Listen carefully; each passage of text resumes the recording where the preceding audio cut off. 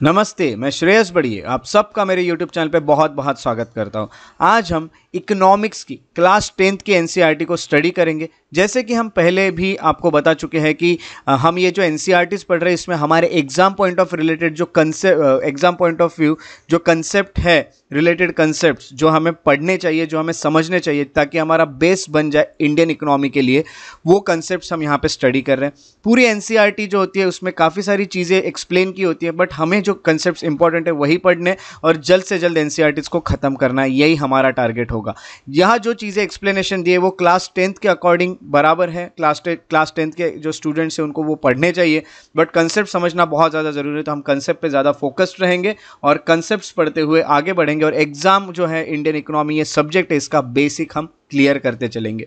जो first chapter है Indian economy में, वो चैप्टर की अगर बात करें तो उस चैप्टर का नाम है डेवलपमेंट। अब यहाँ पे उन्होंने कहा है डेवलपमेंट। अब नाम से ही पता चल रहा है कि कंट्री का डेवलपमेंट है वो किस तरह से होता है, कैसा होता है, कैसे नहीं। तो उन्होंने सबसे पहले जो इंपॉर्टेंट हमें एक टॉपिक वहाँ मिलता है, उन्होंने ये कहा है कि हम अलग अलग जो देश है या अलग अलग जो राज्य है, डिफरेंट कंट्रीज़ या फिर स्टेट्स है, इनको हम कैसे कंपेयर करेंगे, है ना। स्टेट्स हो या फिर कंट्रीज हो, हम कंपेयर कैसे करेंगे इनका डेवलपमेंट कितना हुआ है कितना नहीं। तो उन्होंने ये कहा ये डेवलपमेंट कितना हुआ कितना नहीं ये जानने के लिए हमें सबसे पहले एवरेज इनकम या पर कैपिटा इनकम देखनी होगी। पर कैपिटा इनकम जितनी ज़्यादा होगी उतना ज़्यादा डेवलपमेंट है, ऐसा यहाँ पे समझा जाता है। अब सबसे पहले एवरेज इनकम और पर कैपिटा इनकम का यहाँ नाम आया है, तो ये कंसेप्ट का मीनिंग क्या है, ये कंसेप्ट क्या होता है, ये समझना बहुत ज़रूरी है। सबसे पहले एवरेज इनकम या फिर per capita income, it is total income of the country divided by its population. ये सबसे पहले पता चलेगा। जैसे कि मैंने बताया कि कितनी पॉपुलेशन है उतना उसको और कितनी यहाँ पे इनकम है टोटल सबकी मिलके आ रही है, उसको हमें डिवाइड करना होगा। एक एग्जांपल लेते हो, किसी देश की जो अगर पॉपुलेशन है 100 और वहाँ पे अगर एक इनकम जो आ रही है 100 लोगों की मिलके, वो इनकम आ रही है फॉर एग्जांपल 10,000, तो 10,000 को अगर हम यहाँ पे देखें तो यहाँ पे पर कैपिटा इनकम जो बनेगी वो फिर से 100 बनती है ना। सो 100 पर कैपिटा इनकम होगी, यानी एवरेज एक तरह से इनकम होती है जिसे पर कैपिटा इनकम कहा जाता है। ये दो पॉइंट है। पर कैपिटा इनकम जो होती है, अब देखिए हर एक कंट्री में अलग अलग करेंसीज होती है। अब एक कॉमन करेंसी यहाँ पे ली जाती है पर कैपिटा इनकम का काउंट करने में, तो वो होती है डॉलर। तो डॉलर्स में ही ये काउंट की जाती है और डॉलर्स के जो भी रेट है ना, जो भी कंट्री के करेंसी के अकॉर्डिंग वो निकाले जाते हैं और फिर डॉलर्स में यहाँ पे इनकम काउंट की जाती है। ये भी यहाँ पे हमें पता चलता है। उसके साथ साथ it is done in a way so that every dollar would by the same amount of good and services in the country. यही चीज़ें है ना, तो उसी हिसाब से वैल्यू निकाली जाती है उस डॉलर की कितनी है ना। फॉर एग्जांपल ABC नाम की अगर चीज़ खरीदने के लिए आपको लग रहे हैं 72 रुपीज़ या फिर आप समझ जाइए 80 रुपीज़, और वही इंडिया में और वही ABC नाम की जो चीज़ है वो वहाँ पे मिल रही है $1 में, इसका मतलब $1 की कीमत 80 रुपीज़ होती है, ऐसा यहाँ पे माना जाता है। ठीक है, ये सब चीज़ें हम आगे और भी डिटेल में पढ़ते हैं, बट ये एक बेसिक कंसेप्ट है जो मैंने यहाँ पे आपको बताया। इसको एवरेज इनकम या पर कैपिटा इनकम कहा जाता है। This is the first concept. अब वहाँ पे धीरे धीरे जब वो आगे बढ़ते हैं तो उन्होंने ये भी कहा कि कोई और भी क्राइटेरिया होता है देखने का, या फिर सिर्फ हम ये कहेंगे कि इनकम ही सब कुछ है डेवलपमेंट देखने के लिए। तो उन्होंने कहा कि और भी कुछ क्राइटेरिया जो हमने ध्यान में रखने चाहिए, सिर्फ इनकम ही सब कुछ नहीं होती जिससे हम बता सकते हैं कि कोई भी कंट्री कितनी डेवलप्ड है। अब सबसे पहले हम ये देखते हैं, उसमें भी उन्होंने ये कहा कि इन्फेंट मोर्टेलिटी रेट भी देखा जाता है ना। तो इसमें उन्होंने कुछ स्टेट्स के कंपैरिजन लिए हैं। तो इंडिया में इन्फेंट मोर्टेलिटी रेट के अकॉर्डिंग उन्होंने कुछ कंपेरिजन लिए हैं, बट हम जो ले रहे हैं वो इन्फेंट मोर्टेलिटी रेट होता क्या है ये जानने की कोशिश करते हैं। इन्फेंट मोर्टेलिटी रेट जो होता है वो क्या बताता है, तो ये ऑलरेडी मैं आपको बता भी चुका हूँ कि 1000 जो बच्चे हैं बॉर्न हुए, उसमें से एक साल के अंदर कितने बच्चों की डेथ हो गई, ये है ना। तो यही होगा यहाँ का इन्फेंट मोर्टेलिटी रेट। अगर हम बोलते हैं कि किसी जगह पे 1000 में से 25 जो चाइल्ड थे उनकी death before 1 year of age हो गई है, तो फिर 25 वहाँ का इन्फेंट मोर्टेलिटी रेट होगा, है ना। तो ये है, जितना इन्फेंट मोर्टेलिटी रेट ज़्यादा होगा उतनी कमियां उस जगह पे है, डिसीजेस ज़्यादा है या फिर न्यूट्रिशन वैल्यूज़ कोई भी चीज़ हो सकती है, इसका मतलब उतना डेवलपमेंट कम होगा जितना ये ज़्यादा होते जाएगा।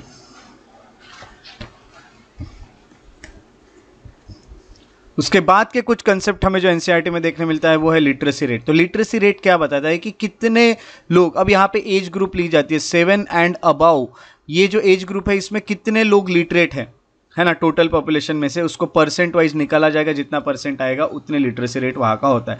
लिटरेसी रेट ज़्यादा होना यानी डेवलपमेंट अच्छा है, ये भी हम कह सकते हैं। उसके बाद नेक्स्ट कंसेप्ट आता है net attendance ratio. Net attendance ratio में देखिए एनसीईआरटी में यहाँ पे 6 to 10 एज ग्रुप बहुत सारे सोर्सेस में लिखा होता है, एनसीईआरटी में 14 to 15 लिखा है और मोस्ट करेक्ट जो यहाँ पता चलता है वो 6 to 10 वाला हमें पता चलता है। तो यहाँ हम देखते हैं कि होता क्या है। तो यहाँ पे मेनली 6 से 10 साल के एज के जो बच्चे हैं उसमें से कितने बच्चे जो है चिल्ड्रन है वो स्कूल अटेंड कर रहे हैं, उनका एक तरह से रेशो निकाला जाता है और वो रेशो जो होता है वो नेट अटेंडेंस रेशो होगा। फॉर एग्जांपल 100 है, 100 में से अगर 80 स्टूडेंट्स अगर अटेंड कर रहे हैं स्कूल्स 6 से 10 साल में, एक एग्जांपल ले रहा हूँ, तो 80 होगा, है ना। इस तरह से यहाँ पे हमें ये पता चलता है कि नेट अटेंडेंस रेशो भी यहाँ एक डेवलपमेंट के तौर पे हम देख सकते हैं। उसके बाद हम ये देख सकते हैं नेक्स्ट कि ह्यूमन डेवलपमेंट रिपोर्ट भी यहाँ पे बताई जाती है। अब ह्यूमन डेवलपमेंट रिपोर्ट भी डेवलपमेंट के लिए देखनी तो चाहिए ही, क्योंकि तभी तो ह्यूमन डेवलपमेंट अगर हो रहा है यानी वो कंट्री डेवलपमेंट की तरफ बढ़ रही है, ये पता चलेगा। तो ह्यूमन डेवलपमेंट रिपोर्ट जो होती है एक रिपोर्ट होती है, जो बनाता कौन है, तो यूएनडीपी जो होता है वो इसे पब्लिश करता है। यूएनडीपी यानी यूनाइटेड नेशन डेवलपमेंट प्रोग्राम, और ये क्या करता है, अलग अलग कंट्रीज का जो डेटा होता है उसे कंपेयर करता है और देखता है कि कंपेरेटिवली कौन सी कंट्री ज़्यादा डेवलप हो रही है। ये कोई यहाँ पे इंडिकेटर्स देखते हैं, कोई चीज़ों को कंसिडर करता होगा, जिसमें कंसिडर किया जाता है एजुकेशन लेवल कैसा है, हेल्थ स्टेटस कैसा है और पर कैपिटा इनकम कितना है। ये तीनों चीज़ें कंसिडर करके एक रिपोर्ट बनाया जाता है और जिसका ये तीनों चीज़ें अच्छी होगी वो मेनली अच्छा डेवलप माना जाता है। उसके बाद नेक्स्ट देखा जाता है वो है life expectancy at birth. Life expectancy at birth ये भी एक कंसेप्ट आपके एनसीईआरटी में दिया होता है। ये क्या होता है ये हमें जानना चाहिए। तो लाइफ एक्सपेक्टेंसी एट बर्थ का मीनिंग होता है कि एक पर्सन की एवरेज लाइफ कितनी होगी।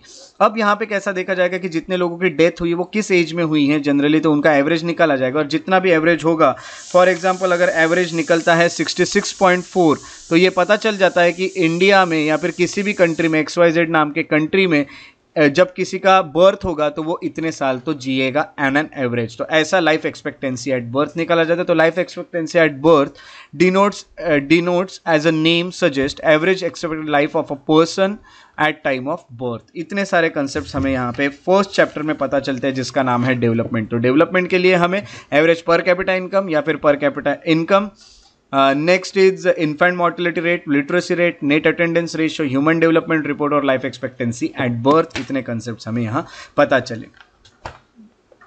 उसके बाद जो नेक्स्ट चैप्टर आता है चैप्टर नंबर 2 जो बात करता है sectors of Indian economy. Sectors of Indian economy जो है मैं ऑलरेडी आपको बता भी चुका हूँ। सेक्टर्स ऑफ इंडियन इकोनॉमी मैं आपके साथ डिस्कस कर चुका हूँ, वो है 9th के एनसीईआरटी में, जबकि उसमें नहीं दिया था तो भी मैंने आपको एक बेसिक आइडिया दी थी, तो वो बेसिक आइडिया आपको अभी पता ही है। तो देख लेते हैं। 3 तरह के सेक्टर होते हैं, primary sector, secondary sector, tertiary sector. जैसे कि ऑलरेडी मैं आपको बता चुका हूँ कि मेनली नेचुरल रिसोर्सेज को एक्सप्लॉइट करके या फिर रॉ मटेरियल को बनाने के लिए जो यूज़ होते हैं मेनली उसे हम कहते हैं primary sector. Second is secondary sector. Secondary sector में मेनली क्या होता है कि मैन्युफैक्चर किया जाता है और यहाँ पे फाइनल प्रोडक्ट बनाया जाता है, फाइनल गुड्स एंड सर्विस बनाई जाती है। ये भी आपको मैं ऑलरेडी बता चुका हूँ और आपको ये चीज़ें भी पता है। तो प्राइमरी सेक्टर में मेनली जैसे कि होगा एग्रीकल्चर और ये सब चीज़ें आती है, जैसे कि हमने ये भी पढ़ा था। सेकंड हम सेकेंडरी सेक्टर में जब आते हैं तो सेकेंडरी सेक्टर में हमने ये देखा कि इंडस्ट्रियल सेक्टर इसे कहा जाता है ना, इंडस्ट्रियल सेक्टर, क्योंकि इसमें इंडस्ट्रीज आती है जो फिनिश्ड गुड्स बनाती है ना, फिनिश्ड गुड्स बनाती है, वो इंडस्ट्रीज भी इसमें आ जाती है। मैन्युफैक्चरिंग की जाती है, जैसे हमने एग्जांपल लिया था कॉटन, कॉटन निकाला जाएगा प्राइमरी सेक्टर से, एग्रीकल्चर से, और उसी को क्लॉथ बनाया जाएगा और वो बनाया जाएगा सेकेंडरी सेक्टर में। और टर्शियरी सेक्टर को कहा जाता है सर्विस सेक्टर। अब ये होता है एक सर्विस सेक्टर जो आपको सर्विस प्रोवाइड करता है, और सर्विस में जैसे कि काफ़ी सारी चीज़ें होती है, transport, storage, communication, banking, trade, ये सब चीज़ें जिसको सर्विस भी कहा जाता है, सर्विस सेक्टर भी कहा जाता है। तो ये 3 चीज़ें तो हम ऑलरेडी स्टडी कर चुके हैं।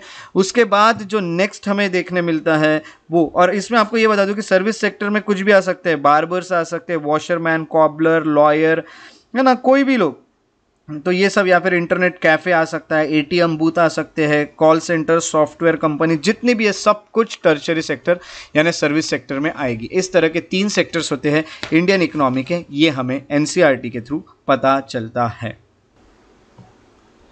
अब सबसे मेन सवाल जो हमारे माइंड में आ रहा है वो है कि how do we count various goods and services and know the total production in each sector. अब हमें फॉर एग्जांपल हमारे कंट्री का टोटल प्रोडक्शन कितना हुआ है हर सेक्टर में ये निकालना है। जैसे कि हमने 3 सेक्टर देखे, तो इसमें क्या किया जाए कि with so many thousands of goods and services produced, इतने सारे गुड्स और सर्विस हमने प्रोड्यूस कर दिए एक साल में कि ये इम्पॉसिबल टास्क बन गया है कि हम इसे कैलकुलेट कैसे करें, टोटल प्रोडक्शन कैसे निकाले। तो हमारे जो इकोनॉमिस्ट थे, इकोनॉमिस्ट लोगों ने डायरेक्टली ये कहा कि आप नंबर्स क्यों देख रहे हैं, नंबर्स देखोगे तो ये इम्पॉसिबल तो होगा ही, तो rather than considering the number you should consider the value, है ना, वैल्यू जो है उसे कंसिडर कीजिए। अब उन्होंने ये कहा कि वैल्यू कैसे कंसिडर करना है, तो उन्होंने कहा कि फॉर एग्जाम्पल आपके एनसीईआरटी में जैसे कि एग्जाम्पल दिया है, एक एग्जाम्पल के तौर पे लेते हैं, एग्जैक्टली यही रेट है वीट का ऐसा मैं नहीं बोलना चाहूँगा। अगर वीट का टोटल, अगर वीट का पर केजी अगर आप वैल्यू निकाल रहे हैं और पर केजी वैल्यू आ रही है ₹8 और आपने पूरे कंट्री में जो सोल्ड किया है मार्केट में वो हुआ है 10,000 kg, 10,000 kgs ऑफ वीट। हम यहाँ पे वीट की बात कर रहे हैं, है ना, वीट की बात कर रहे हैं। तो वीट इतना अगर बेचा है तो हमने कितना पैसा निकला है हमारा 80,000 रुपीज़, है ना, तो ₹80,000 ऐसा फाइनल हमको एक टोटल प्रोडक्शन समझ गया कितना हुआ। उसके बाद अगर हम एग्जांपल ले रहे हैं एनसीईआरटी में, जैसे एक और एग्जांपल लिया है कोकोनट, तो एक कोकोनट की वैल्यू है बनने के लिए, उसको जो वैल्यू लग रही है वो पूरी कोकोनट के लिए निकल रही है ₹10 पर कोकोनट, है ना, पर कोकोनट ₹10।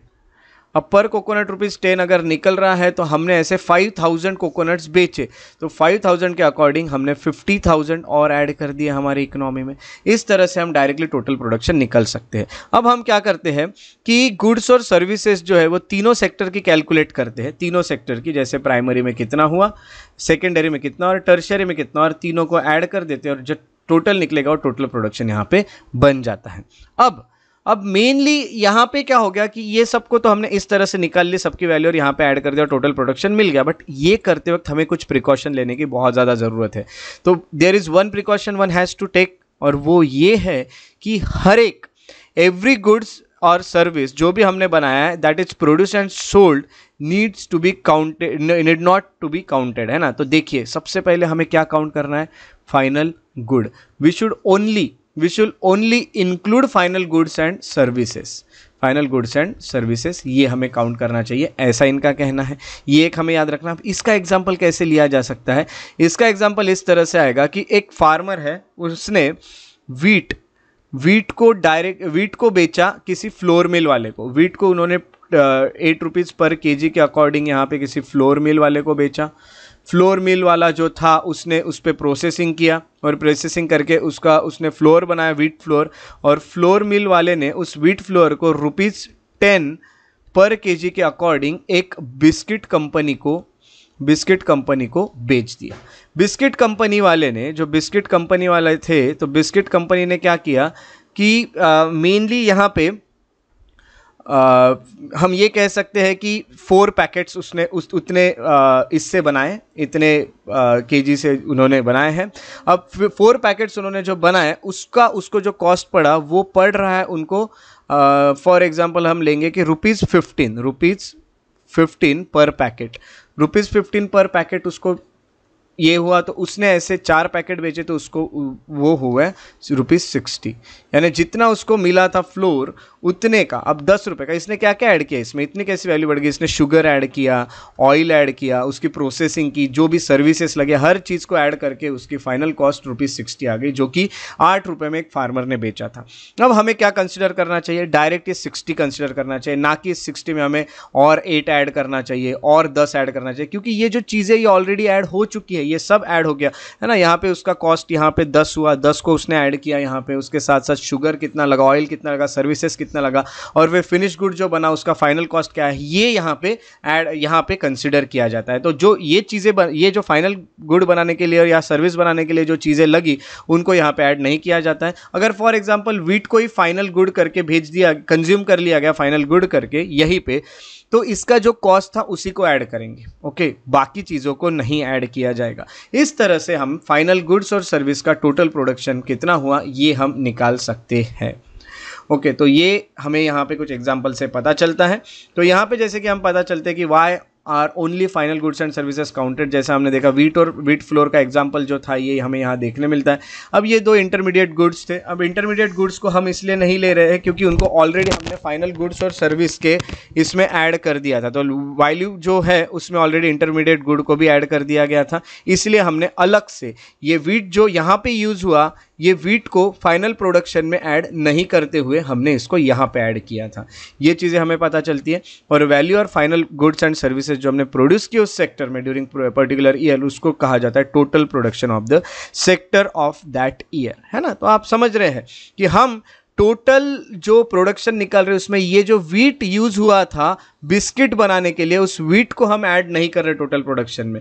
अगर हम इसको डायरेक्टली फिनिश्ड गुड करके इस वीट को यूज कर रहे तो फिर हम इसे टोटल प्रोडक्शन में यूज करेंगे, है ना। तो ये चीज़ें आपके एनसीईआरटी में एक्सप्लेन की गई है, तो ये चीज़ें आपको यहाँ समझ में आती है।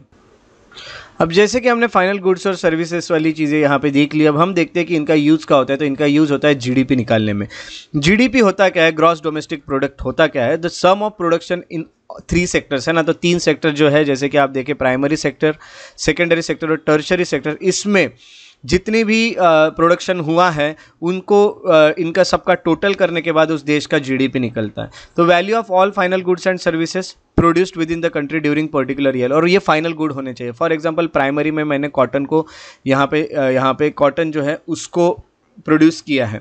अब कॉटन को क्लॉथ बनाने के लिए यूज़ किया गया, तो कॉटन को क्लॉथ बनाने के लिए अगर मैंने यूज़ किया है तो ये कॉटन जो क्लॉथ बनाने के लिए यूज़ हुआ, फॉर एग्जांपल एक ले लेता हूँ, 100 यूनिट्स में से 60 यूनिट्स जो कॉटन था वो क्लॉथ बनाने के लिए यूज़ हुआ। तो ये 60 यूनिट्स को हम यहाँ फिनिश्ड गुड बनने के बाद इसकी वैल्यू इसमें ऐड करके काउंट करेंगे। ये तो ऑलरेडी आपको पता है। 100 में से जो 40 लोगों ने डायरेक्टली यूज़ किया है ना, डायरेक्टली, तो वो डायरेक्टली फिनिश प्रोडक्ट करके ही यूज़ किया गया है, तो ये 40 को हम डायरेक्टली जीडीपी में ऐड करेंगे। तो कहीं से भी निकल सकता है, और जो भी सर्विसेज यहाँ पे लग रही है टोटल सर्विसेज, तो वो भी यहाँ पे ऐड कर दी जाएगी, है ना। तो ग्रॉस डोमेस्टिक प्रोडक्ट जो है इस तरह से निकाला जाएगा, जिसमें वैल्यू रखी जाएगी all final goods and services की जो कंट्री में प्रोड्यूस की गई है with in during a particular year.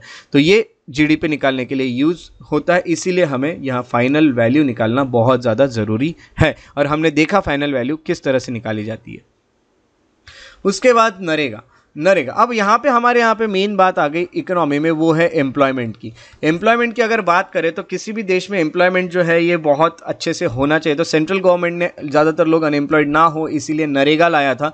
NREGA जो है सेंट्रल गवर्नमेंट ने लॉ लाए थे, जिसमें अभी हम देखते हैं कि राइट टू वर्क सबको मिला हुआ है। राइट टू वर्क मिला है तो उसको इम्प्लीमेंट करने के लिए जो लॉ लाया है उसको नरेगा कहा जाता है ना। सो ये होगा, तो नरेगा का जो फुल फॉर्म है it is national rural employment guarantee act, है ना। तो ये एक्ट है, एक लॉ है जो नेशनल लेवल पे सेंट्रल गवर्नमेंट द्वारा बनाया गया, रूरल एम्प्लॉयमेंट देने की यहाँ पे एक गारंटी देता है। अब अंडर नरेगा जितने भी लोग हैं जो काम कर सकते हो, are able to and are need of work, और इनको जिनको काम करने की ज़रूरत है उनको गारंटीड 100 डेज ऑफ एम्प्लॉयमेंट हर साल गवर्नमेंट द्वारा दिया जाएगा, और उसके लिए उनको पेमेंट भी मिलेगा, है ना। तो ये बहुत अच्छी चीज़ होगी। तो गवर्नमेंट ये ड्यूटीज प्रोवाइड नहीं कर सकती, अगर ड्यूटी को पूरा नहीं कर पाई गवर्नमेंट, 100 डेज उनको एम्प्लॉयमेंट नहीं दे पाई, तो उनको उतने दिन के अनएम्प्लॉयमेंट अलाउंसेस गवर्नमेंट देगी। ऐसी ये स्कीम को कहा जाता है नरेगा, है ना। तो उनको पैसे मिलेंगे अनएम्प्लॉयमेंट, जितने टाइम वो अनएम्प्लॉयड रहे 100 में से उतने दिन के भी उनको पैसे दिए जाएंगे। सो इस तरह से ये नरेगा स्कीम थी, और इसके द्वारा अनएम्प्लॉयमेंट जो है इंडिया का वो कम कर सकते हैं। ये एक स्कीम हमें मिलती है। उसके बाद हम सेक्टर्स जो पढ़ रहे हैं, सेक्टर्स में हमें और 2 सेक्टर्स पढ़ना है, एक है पब्लिक सेक्टर और एक है प्राइवेट सेक्टर। अगर हम पब्लिक सेक्टर की बात करें तो गवर्नमेंट जो होती है उनके पास मोस्ट ऑफ द एसेट्स जो है पब्लिक सेक्टर के वो गवर्नमेंट के पास होती है, और जितनी भी सर्विसेज है वो गवर्नमेंट प्रोवाइड करती है। इसको पब्लिक सेक्टर कहा जाता है। जैसे हम ये कहेंगे कि मेनली रेलवेज हो गए, पोस्ट ऑफिस हो गए, जिसमें सर्विसेज पूरी गवर्नमेंट प्रोवाइड कर रही है, ये पब्लिक सेक्टर के जो है वो एग्जांपल्स है।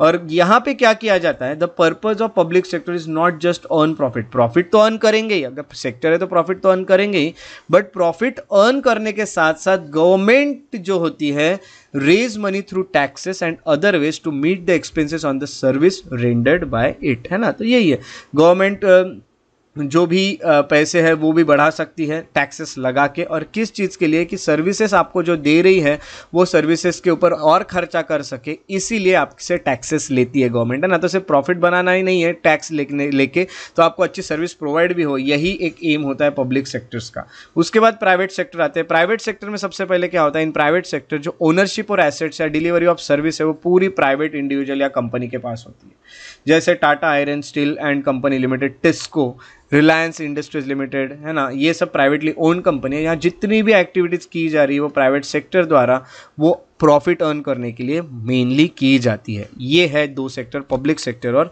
Private sector. तो ये दो सेक्टर और हमें पता चलते हैं, और ये जो आपका मेनली जो टॉपिक था सेक्टर्स ऑफ इंडियन इकोनॉमी वो यहाँ पे ख़त्म होता है। अब जो हमारा थर्ड चैप्टर उसका नाम है मनी एंड क्रेडिट। अब मनी एंड क्रेडिट में हम ये देख रहे हैं कि मनी और क्रेडिट की बात करेंगे। तो सबसे पहले उन्होंने ये कहा है कि money as the medium of exchange. Money को हम as a medium of exchange use करते हैं। फॉर एग्जांपल एक्स नाम का कोई गुड है, वो खरीद रहे हैं मनी दे के, और यही मनी दे के हम कोई वाई नाम का गुड भी खरीद रहे हैं और बेचने वाला ये मनी को रिसीव कर रहा है। ये चीज़ें हमें यहाँ पता चलती है। तो मनी जो है वो क्या होता है, तो मनी ये मीडियम ऑफ एक्सचेंज होता है। तो पहले कौन सा सिस्टम चलता था, पहले बार्टर सिस्टम चलता था। बार्टर सिस्टम यानी एक कोई एक्स नाम की चीज़ दो और वाई नाम की चीज़ लो, या फिर जेड नाम की चीज़ लो, ऐसा चलता था बार्टर सिस्टम, जिसमें बीच में मनी कहीं भी नहीं था। अब जहाँ मनी बीच में नहीं था तो क्या प्रॉब्लम होता था, तो प्रॉब्लम जो जाता था वो था डबल कोइंसिडेंस ऑफ बॉन्ड्स का प्रॉब्लम। अब डबल कोइंसिडेंस ऑफ बॉन्ड्स की अगर हम बात करें तो डबल कोइंसिडेंस ऑफ बॉन्ड्स का मीनिंग क्या होता है, सबसे पहले देखने के लिए आपके एनसीईआरटी में जैसे कि एक एग्जांपल दिया हुआ है वो देखेंगे। एक शू मैन्युफैक्चरर होता है, एक शू बनाने वाला होता है, उसको अपने शूज़ बेचने होते हैं। उसने जो शूज़ बनाए उसको वो मार्केट में बेचने हैं। उसको क्यों बेचने, क्योंकि उसको व्हीट खरीदना है। अब I will give you shoes for your wheat, ऐसा वो किसी को कहता है। अब उसको ऐसे पर्सन को ढूंढना पड़ेगा सबसे पहले तो जिसके पास व्हीट हो, और उस व्हीट हो उस पर्सन को भी शूज की जरूरत हो, है ना। तो if the shoe manufacturer had to directly exchange shoes for the wheat without use of money, it is very difficult task. He would have to look for a wheat growing farmer who do not only wants to sell wheat but also want to buy shoes in exchange।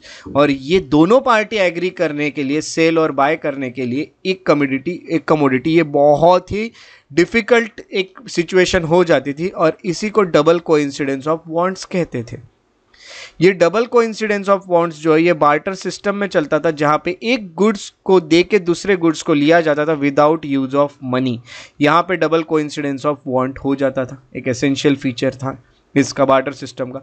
अब इस तरह का ये double coincidence of bond ना हो इसीलिए हमने money लाया। अब in an economy where money is in use, money by providing crucial intermediate step, है ना। तो मनी इनके बीच में रहेगा और ये डबल कोइंसिडेंस ऑफ बॉन्ड्स को दूर करेगा, है ना। तो यहाँ पे कैसा रहेगा, अब फॉर एग्जांपल कोई व्हीट बेच रहा है और मनी ले रहा है, कोई शू बेच रहा है और मनी ले रहा है। अब व्हीट बेचने वाले को भी मनी की ज़रूरत है क्योंकि ये मनी से कुछ भी खरीद सकता है, शू बेचने वालों को भी मनी की ज़रूरत है क्योंकि ये मनी से कुछ भी खरीद सकता है। ये मनी दे के व्हीट खरीद लेगा, और व्हीट वाले को मनी की ज़रूरत थी, उसको मनी मिल जाएगा और ये मनी से दूसरी कोई चीज़ खरीद पाएगा। यानी अगर मनी इंटरमीडिएटरी गुड बन जाए, इंटरमीडिएट स्टेप में अगर आ गया तो ये बहुत अच्छा एक काम करता है इकोनॉमी में, ये हमें पता चला। बार्टर सिस्टम की इस कमी को, जिसको डबल कोइंसिडेंस ऑफ बॉन्ड कहते हैं, इसको हमने दूर किया, और डबल कोइंसिडेंस ऑफ बॉन्ड जो है ये आपके एनसीईआरटी में दिया हुआ पहला टॉपिक है मनी एंड क्रेडिट में का। सेकेंड जो दिया है वो मनी मीडियम ऑफ एक्सचेंज, जैसे कि मैं आपको बता चुका हूँ कि money act as an intermediate in the exchange process, जिसको मीडियम ऑफ एक्सचेंज कहा जाता है, ये भी आपको पता है। अब यहाँ पे उन्होंने कहा है करेंसी। अब मॉडर्न फॉर्म ऑफ मनी जो होता है उसमें कुछ कुछ हमें देखने मिलते हैं। फॉर्म ऑफ मनी में एक करेंसी आता है, उसके साथ साथ so these are forms of money. Forms of money में हम देखेंगे करेंसी। करेंसी क्या होता है, एक पेपर नोट या फिर कॉइन हो सकता है जिसको हम करेंसी कहते हैं। इसको एक्सेप्ट किया जाता है money of medium of exchange because the currency is authorised by government of the country, है ना। तो गवर्नमेंट ऑफ कंट्री ने ऑथराइज किया है कि ये जो करेंसी है, ये पेपर नेट या फिर ये कॉइन है, इसको आप मीडियम ऑफ एक्सचेंज करके यूज़ कर सकते हो, इसलिए एक्सचेंज किया जा रहा है। और रिजर्व बैंक ऑफ इंडिया जो होता है वो इशू करता है करेंसी नोट्स इंडिया में on the behalf of central government. ये हमें पता चलता है। तो ये करेंसी की एक सिंपल डेफिनेशन होती है। Next is deposits with bank. Deposits with bank में सबसे पहले क्या होता है कि आपको जैसे किसी को सैलरी मिलती है तो सैलरी मिलने के बाद उसकी स्टार्टिंग में वो क्या करता है कि जितने पैसे की उसको ज़रूरत है उतने वो यूज़ कर लेगा और बाकी पैसे को बैंक में डिपॉजिट कर देता है। बैंक में डिपॉजिट करने के बाद है ना, the other form in which people hold money as a bank as a deposits with bank. Bank accept the deposit, bank accept करेगा और उसको इंटरेस्ट पे करेगा।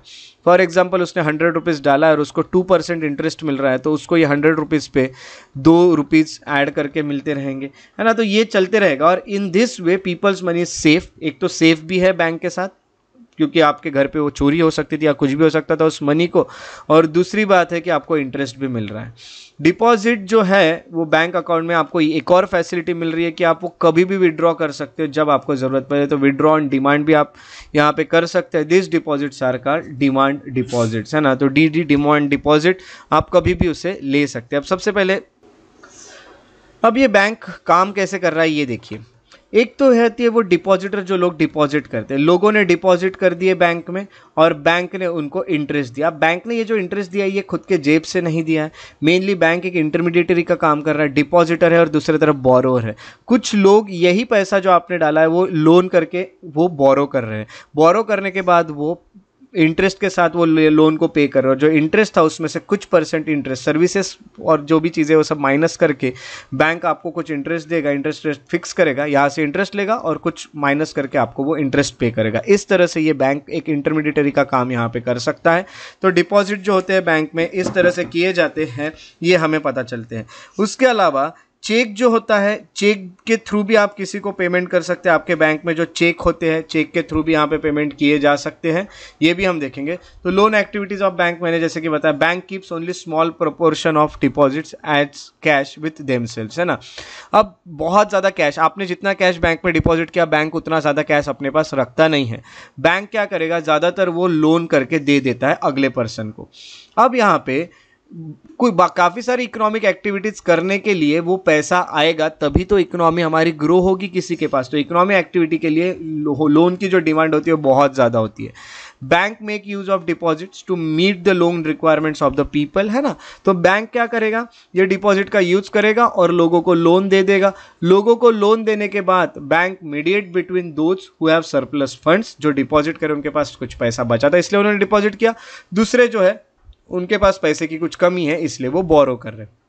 इन दोनों के बीच में बैंक रहेगा। Bank higher interest rate on loans ये चार्ज करेगा, है ना। और मेनली देखेंगे bank charges higher interest rate on loans then what they offer and deposit, और डिपॉजिट पे कम देगा। ये मैंने ऑलरेडी आपको पिछले बार भी बता दिया था।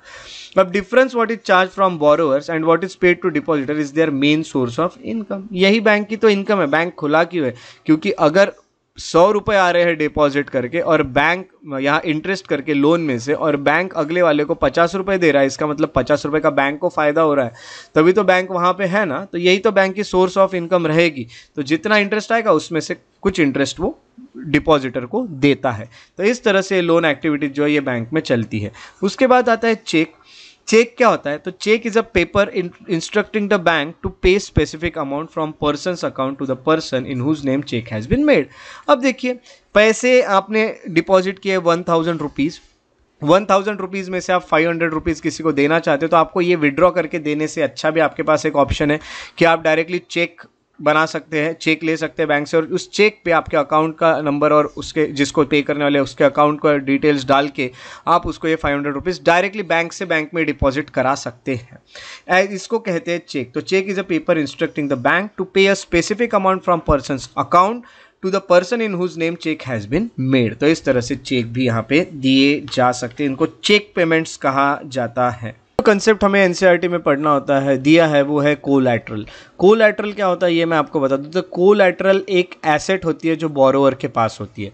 फॉर एग्जांपल एबीसी नाम के किसी व्यक्ति को लोन लेना है तो उसके पास कोई ए नाम की चीज़ है जो वो रखता है अपने पास। वो कुछ भी हो सकती है ए नाम की चीज़, वो लैंड हो सकती है, बिल्डिंग हो सकती है, व्हीकल हो सकती है, लाइफ स्टॉक्स हो सकती है, डिपॉजिट विद बैंक्स हो सकते हैं। जो भी चीज़ होती है जो उसके वो ओन करता है वो उसे गारंटी करके रखना पड़ेगा लेंडर के पास, यानी जो उसे लोन दे रहा है उसके पास, और वो तब तक उसके पास रखना पड़ेगा गिरवी जब तक लोन वो फिर से पे नहीं कर देता है ना, तो इसी को कोलैटरल कहा जाता है। तो कोलैटरल आपको समझ गया। If the borrower fails to repay the loan, अगर बोरोवर जो होता है वो लोन रिपे नहीं कर पाया तो ये जो ए नाम की चीज थी, ये बेचने का अधिकार उस लेंडर के पास आ जाता है या फिर उस बैंक के पास आ जाता है जिसने उसे लोन दिया था, और ये बेच के वो पेमेंट ऑब्टेन कर सकता है ना। तो इसीलिए ये गारंटी करके रखा जाता है, अगर आप लोन पे नहीं करते हो तो हम इस चीज को बेच के आपकी जो अमाउंट थी वो हम ऑब्टेन कर लेंगे, ये होता है। तो property such as land title, deposit with bank, live stocks, ये सब कॉमन एग्जांपल है ये सब चीज़ों के। लैंड टाइटल्स यानी फॉर एग्जांपल लैंड है तो लैंड की कोई सेल डीड होगी या कोई डॉक्यूमेंट होगा,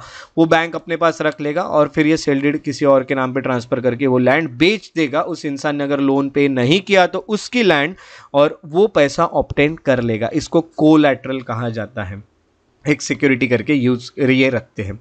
next is terms of credit, ये यहाँ पे रखे गए। तो क्रेडिट के क्या टर्म्स होते हैं, यही होता है मेनली। तो टर्म्स ऑफ क्रेडिट में क्या क्या आता है, इंटरेस्ट रेट कितना लगेगा, कोलैटरल कौन से है, डॉक्यूमेंट्स कौन से रिक्वायर्ड है, वो चीज़ें, और रीपेमेंट कैसे कर सकते हैं, है ना। ये सब चीज़ को मिलके टर्म ऑफ क्रेडिट कहा जाता है। ये सब टर्म्स ऑफ क्रेडिट होते हैं। इंटरेस्ट रेट फॉर एग्जाम्पल 8.5% लगेगा, 8%, 9% कितना लगेगा, है ना। आपको कौन सी चीज़ रखना पड़ेगा, डॉक्यूमेंट्स कौन से लगेंगे, रीपेमेंट कैसे करेंगे आप, ये सब चीज़ें लिखे जाते हैं। तो term of credit vary substantially from one credit arrangement to another, है ना। तो सबके इसमें अलग अलग होता है, अलग अलग बैंक के लिए अलग अलग हो सकता है, जो प्राइवेट बैंक्स है, अलग अलग मनी लेंडर्स के लिए अलग अलग कुछ हो सकते हैं। टर्म ऑफ क्रेडिट कुछ भी हो सकता है ना। तो may vary depending on the nature of lender and the borrower. हो सकता है कि अगर कोई एग्रीकल्चरल लोन ले रहा है तो उसके अलग टर्म्स ऑफ क्रेडिट रहे, कोई हाउसिंग लोन ले रहा है तो उसके अलग टर्म्स ऑफ क्रेडिट रहे। तो ये होते हैं terms of credit. Next is loan from cooperatives. अब यहाँ पे ज़रूरी नहीं आप बैंक से या फिर मनी लेंडर से ही लोन ले। लोन देने के लिए besides bank the other major source of cheap credit in rural areas are cooperative societies. Cooperative societies उन लोगों को लोन देती है जिनके अकाउंट्स वहाँ पे हैं। तो member of cooperative pool their resources for cooperation in certain areas and there are several types of cooperative possible such as farmer cooperatives, weaver cooperatives, industrial workers cooperatives etcetera. ये सब आप अपने कोऑपरेटिव बना सकते हैं। फॉर एग्जांपल कुछ 10 लोगों ने मिलके XYZ नाम की कोऑपरेटिव सोसाइटी बनाई है। इस 10 लोगों ने यहाँ पे अपने जो भी डिपॉजिट किए हैं वो, और ये लोन उन्होंने किसी को दिया है वो यहाँ से इंटरेस्ट लेंगे और ये लोगों को उसका इंटरेस्ट मिलते रहेगा, है ना। तो ये जैसा बैंक का होता है वैसे ही होता है, बट ये कोऑपरेशन से बनाया जाता है। इस तरह के इनको कोऑपरेटिव सोसाइटी से भी लोन जो मिलता है उसे लोन्स फ्रॉम कोऑपरेटिव्स भी कहा जा सकता है। तो इस तरह की कुछ चीज़ें हमें यहाँ पे पढ़ने मिलती है, जो कि होता है हमारा chapter number 3 money and credit. उसके बाद का जो इंपॉर्टेंट चैप्टर है एनसीईआरटी में जो हम पढ़ने वाले हैं वो है ग्लोबलाइजेशन, है ना। जैसे कि 5th चैप्टर जो है एनसीईआरटी में दिया हुआ उसमें कोई ज़्यादा टर्म्स और कंसेप्ट्स यूज़ नहीं हुए, वो सिर्फ आपके बेसिक नॉलेज के लिए। तो हम यहाँ चैप्टर 4 तक ही डिस्कस करते हैं, जो कि ग्लोबलाइजेशन होता है। अब ग्लोबलाइजेशन होता क्या है ये समझने के लिए आपको मैं एक बेस्ट एग्जाम्पल देता हूँ जो आप डे टू डे लाइफ में देखते हो। सबसे मेन हम ये कह सकते हैं कि देखिए आज आपके पास चॉइस है कि आप कहीं के भी latest model of cameras, latest model of mobile phones खरीद सकते हैं, टेलीविज़न खरीद सकते हैं, जो कि पूरे वर्ल्ड के टॉप मोस्ट मैन्युफैक्चरर्स बना रहे हैं, और वो आप खरीद सकते हैं पूरे वर्ल्ड में से कहीं से भी।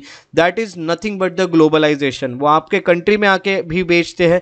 ये सब चीज़ों को ग्लोबलाइजेशन कहा जाता है। जबकि इंडिया में अगर देखा गया तो ग्लोबलाइजेशन जब हुआ नहीं था उसके पहले इंडिया के रोड्स पे सिर्फ इंडिया की गाड़ियाँ दिखती थी, इंडिया के मार्केट में सिर्फ इंडिया के प्रोडक्ट दिखेंगे ज़्यादातर। तो अब ये लोग आके भी यहाँ पे इन्वेस्ट कर रहे हैं, तो यहाँ पे इसी को कहा जाता है ग्लोबलाइजेशन। तो ग्लोबलाइजेशन में सबसे मेन अगर हम देखेंगे तो वो आते हैं MNC, है ना। MNC क्या होते हैं ये देखेंगे तो मल्टीनेशनल कॉरपोरेशन, ये आता है एक कंसेप्ट जो कि हमें यहाँ पे समझना होता है ग्लोबलाइजेशन यहाँ। तो MNC क्या होता है, MNC is a company that owns and control production in more than one nation, है ना। जिस भी कंपनी के प्रोडक्शन एक से ज़्यादा देशों में किए जा रहे, नेशंस में किए जा रहे, उसे MNC कहा जाता है। MNC के जो ऑफिसेस है और फैक्ट्रीज है प्रोडक्शन की in regions where they can get cheap labour, है ना। कहाँ बनाते हैं, जहाँ पे उनको लेबर कम में मिल जाते हैं, बाकी रिसोर्सेज कम रेट्स में अवेलेबल हो जाते हैं, ताकि उनके प्रोडक्शन में कम पैसे मिले और उनको प्रॉफिट ज़्यादा अर्न हो। इसीलिए वो ऐसी जगह पे अपनी ऑफिसेस और फैक्ट्रीज को ओपन करते हैं। उसके बाद this is done so that cost of production जो है वो कम हो और एमएनसी को ज़्यादा प्रॉफिट मिल सके, ये मैं आपको बता चुका हूँ। इन्वेस्टमेंट जो है made by MNC are called foreign investment. For example ABC नाम की कोई कंपनी आके इंडिया में इन्वेस्ट करती है और ये यूएसए की कोई कंपनी है तो इसको फॉरेन इन्वेस्टमेंट कहा जाएगा, है ना। तो ये होता है फॉरेन इन्वेस्टमेंट। बाकी इसके भी रिलेटेड टर्म्स आगे आगे हम और भी पढ़ते रहेंगे, तो अभी आपको फॉरेन इन्वेस्टमेंट पता चल गया। उसके बाद एक कंसेप्ट आता है that is foreign trade. Foreign trade क्या होता है? तो foreign trade creates an opportunity for the producer to reach beyond the domestic markets, है ना। तो वो अपने कंट्री के मार्केट से बाहर जाके दूसरे देशों में भी अपने प्रोडक्ट्स को बेच सके, ट्रेड कर सके, इसको कहा जाता है मेनली फॉरेन ट्रेड। प्रोड्यूसर्स जो है can sell their produce not only in the market located with in country but also compete in markets located in other countries of the world. ये भी आपको ये पॉइंट भी मैं एक्सप्लेन हो चुका है। Second, for the buyers import of goods produced in another country is one way of expanding the choice of good beyond what is domestically produce. For example कोई कार बन रही है, उसके कंपैरिजन में दूसरे कंट्री में बहुत अच्छी और एडवांस्ड कार है तो आप उसे भी खरीद सकते हैं क्योंकि वो फॉरेन ट्रेड कर पा रहा है आपके कंट्री में आके, तो यही है। तो उसके साथ साथ फॉरेन ट्रेड दस results in connecting market of integration of market in different countries. यही होगा कि सबके मार्केट्स कनेक्ट हो जाएंगे और सबके मार्केट एक हो जाएंगे अलग अलग कंट्रीज में। तो ये है फॉरेन ट्रेड जो कि आपको काफ़ी सारी चीज़ें अवेलेबल करा के देता है। तो इसमें सेकंड कंसेप्ट हमें जो देखने मिलता है वो है फॉरेन ट्रेड। उसके बाद नेक्स्ट आते हैं, है ना, तो ग्लोबलाइजेशन क्या होता है ये कंसेप्ट भी आप देख लेते हैं। Globalization is a process of rapid integration and interconnection between the countries, है ना। सब कंट्रीज कहीं ना कहीं इंटर कनेक्टेड होती जा रही है, पूरी एक होते जा रहा है सबका मार्केट, और इसी को कहा जाता है जो रहेगा आपका ग्लोबलाइजेशन। और ग्लोबलाइजेशन के लिए एमएनसी जो होती है, अभी हमने जो देखा, वो ग्लोबलाइजेशन प्रोसेस में बहुत बड़ा रोल प्ले कर रहे हैं क्योंकि वो फॉरेन इन्वेस्टमेंट कहा जाता है। तो हमारे कंट्री में आके इन्वेस्ट कर रहे हैं जिसको ग्लोबलाइजेशन का सबसे बड़ा एक हम ये कहेंगे कि ये काम कर रही है ग्लोबलाइजेशन लाने का। More and more good services and investment and technology are moving between the countries, है ना। कोई कंट्री टेक्नोलॉजिकली वीक थी, आज वो भी स्ट्रांग हो जाएगी क्योंकि ग्लोबलाइजेशन आ गया है ना। तो factors that have enabled globalization कौन कौन से? तो रैपिड इंप्रूवमेंट इन टेक्नोलॉजी ये हो रहे हैं, और liberalization of foreign trade and foreign investment policy, ये भी चीज़ें हमें देखने मिल रहे हैं, है ना। तो टेक्नोलॉजी इंप्रूव होते जा रही है जिसके कारण ग्लोबलाइजेशन लाया जाता है। उसके अलावा मेनली क्या होता है कि ग्लोबलाइजेशन क्यों आ पा रहा है, मेनली हम ये देख सकते हैं कि फॉरेन ट्रेड जो है उसे लिबरलाइज किया जा रहा है। जैसे हम 11th के एनसीईआरटी में एलपीजी और ये सब पढ़ने वाले हैं, तो लिबरलाइजेशन यानी फॉरेन ट्रेड को अलाउ किया जा रहा है, फॉरेन इन्वेस्टमेंट पॉलिसी को भी काफ़ी यहाँ पे ईजी कर दिया जा रहा है ताकि फॉरेन इन्वेस्टर्स भी इंडिया में आके इन्वेस्ट करें।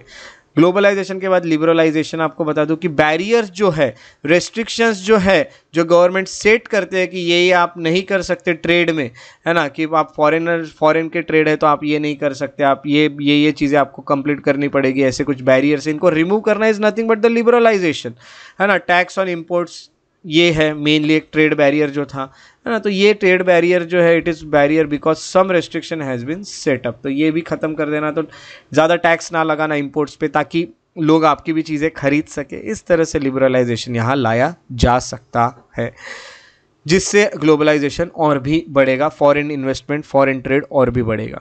उसके बाद WTO क्या होता है? तो वर्ल्ड ट्रेड ऑर्गेनाइजेशन एक कंसेप्ट आपके इसमें एक और ऑर्गेनाइजेशन के बारे में आपके एनसीईआरटी में बात की जाती है। तो world trade organization WTO is one such organization whose aim is to liberalize international trade. WTO को हम आगे जब इकोनॉमिक्स पढ़ते तो हम डिटेल में पढ़ते, फिलहाल आपके एनसीईआरटी में जितनी चीज़ें लिखी होती है वो यही है कि वर्ल्ड ट्रेड ऑर्गेनाइजेशन क्या कर रहा है, तो वो लिबरलाइज करने का, है ना, जो बैरियर्स है, रेस्ट्रिक्शंस है, उन्हें कम करने का काम करना इंटरनेशनल ट्रेड में, ताकि पूरे वर्ल्ड में ट्रेड अच्छे से हो पाए, स्मूथली हो पाए, ये हमें यहाँ पे पता चलता है।